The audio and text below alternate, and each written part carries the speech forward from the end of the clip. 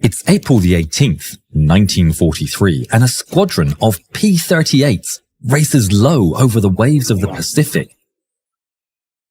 In the formation, First Lieutenant Rex Barber struggles under the oppressive heat of the cockpit, but he soldiers on, aware that they're on the hunt for the highest profile target of their careers, Admiral Isoroku Yamamoto, the man who orchestrated Pearl Harbor, who flaunted that he'll negotiate peace at the White House.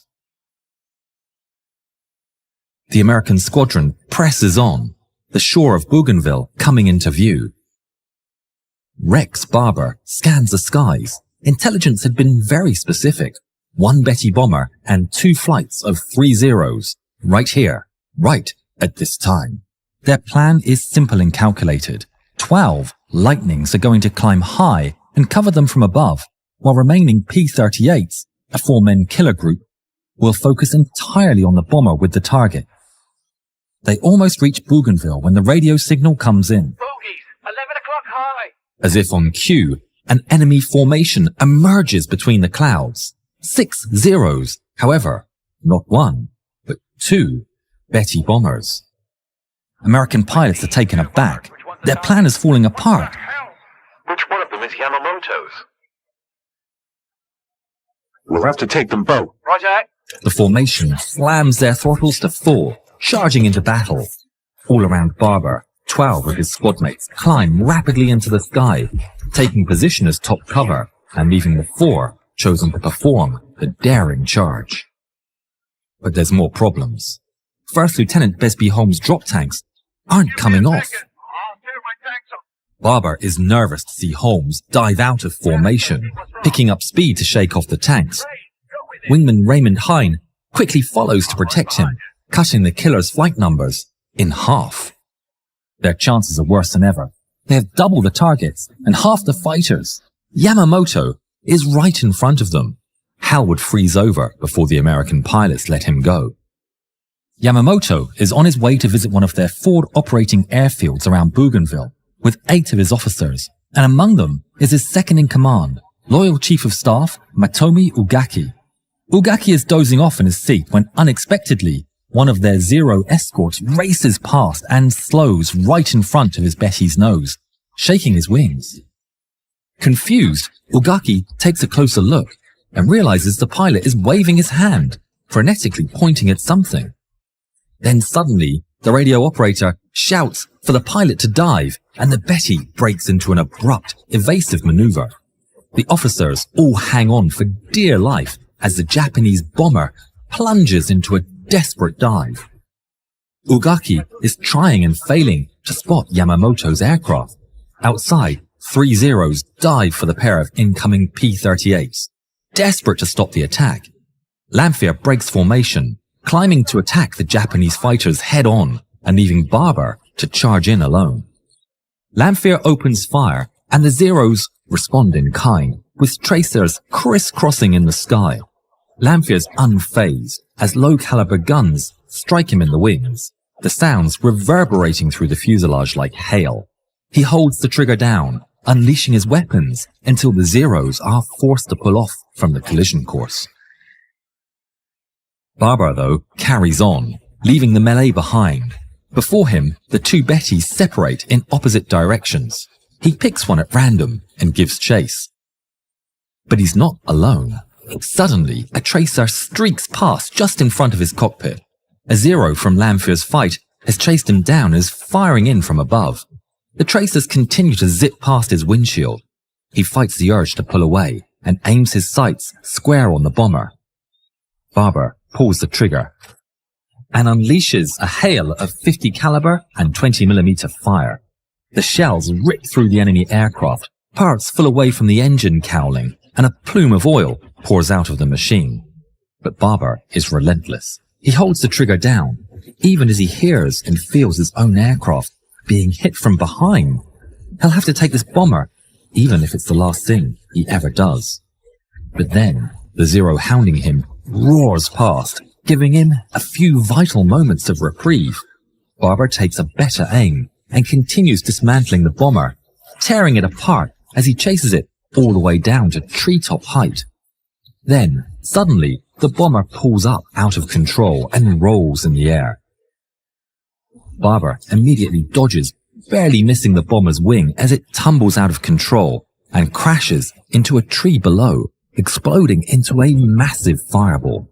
Barber looks back over his shoulder to see a column of black smoke rising from the green. It's down. What's next? He sets off for the next one. But 3 more Zeros intercept him from above. They open fire and Barber dodges, diving away for speed as he listens to the enemy bullets striking the wings and tail, the crackle of impacts echoing through the fuselage.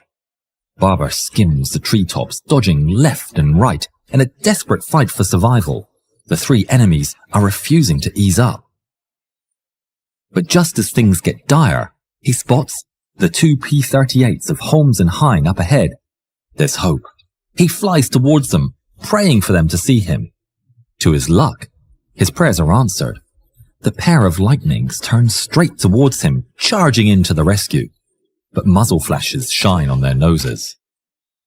His heart sinks. Time slows to a crawl as the friendly tracers barrel down straight towards him.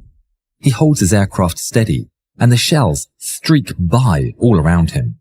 He's surrounded by lead. Shots allied an enemy enveloping his machine.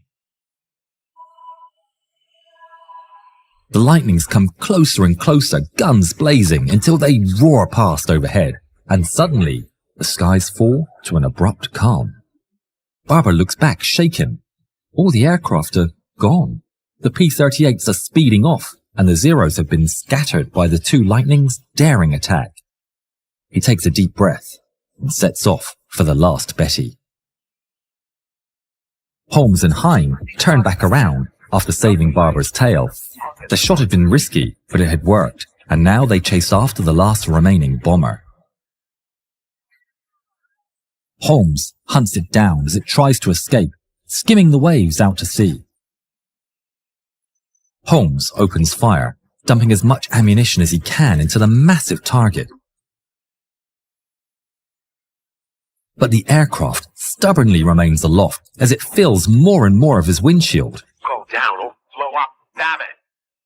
He keeps up the attack for as long as he dare, before dodging low, sending his P-38 roaring through the gap between the enemy and the sea. Rex Barber watches his squadmate narrowly avoid collision with a severely wounded Betty, but then he quickly realizes that the target is still flying. He dives in without skipping a beat and gets right on the bomber's tail and pulls the trigger. His volley strikes the fuel tank and detonates the fumes. The bomber is engulfed in flames and plunges into the sea. Barber has no time to react, and he flies straight into the explosion with flames surrounding his aircraft. But he emerges on the other side, unharmed.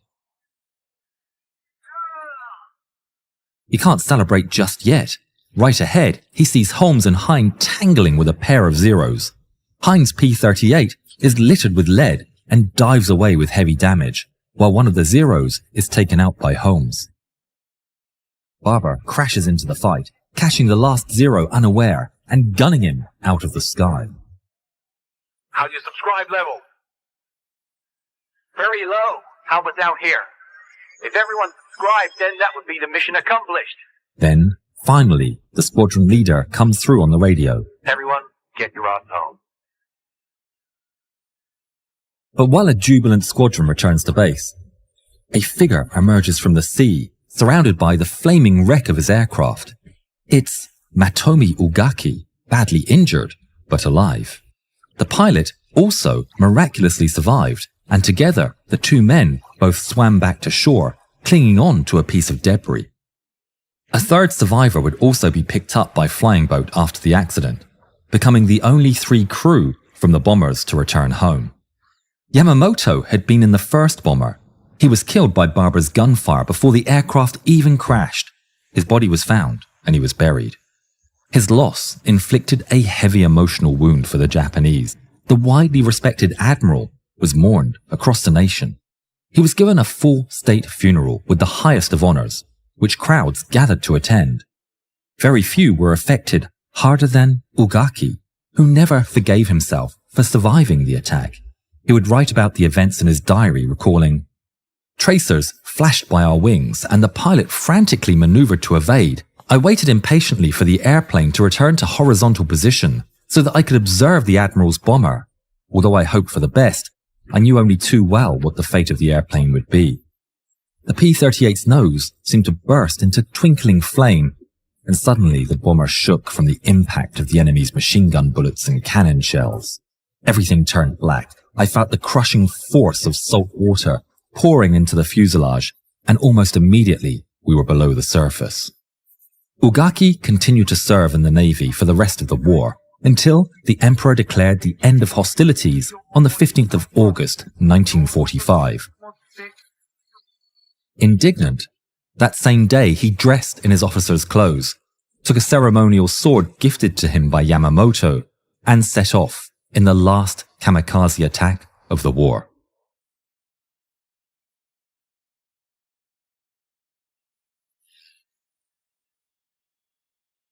On the American side, the death of Yamamoto was received with great fanfare, but not all was celebration. Tragically, First Lieutenant Raymond Hine would never make it home. His crippled P-38 gave out underneath him somewhere in a return flight.